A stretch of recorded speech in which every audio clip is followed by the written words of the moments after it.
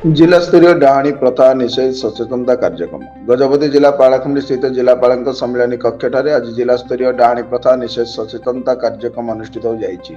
उक्त कार्यक्रम अतिरिक्त जिलापाल मुनीन्द्र नायक अध्यक्षतार अनुष्ठित सचेतनता कार्यक्रम सम्मानित अतिथि भाव उपखंड पुलिस अधिकारी माधवानंद नायक, आईन सेवा प्राधिकरण सभापति विमल राउल, मानसिक स्वास्थ्य विशेषज्ञ प्राणरंजन नायक, जिला समाज मंगल अधिकारी श्रीमती मनोरमा देवी, आईनजीवी प्रमोद राउल प्रमुख मंचासीन रही गुणी गारडी एवं डाहाणी प्रथा को नहीं सचेतनता कर अंधविश्वास दूर करने को अवगत कराइथिले।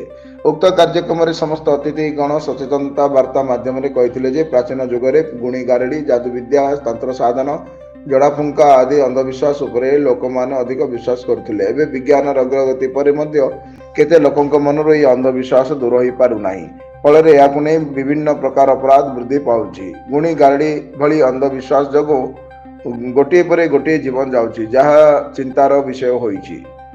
पूर्वर उपांत अंचल एभली घटना नजर को आसुला, हेले एबे अन्य जिला गुड़िक अपेक्षा आम जिले में एभली घटना देखा मिलुछि।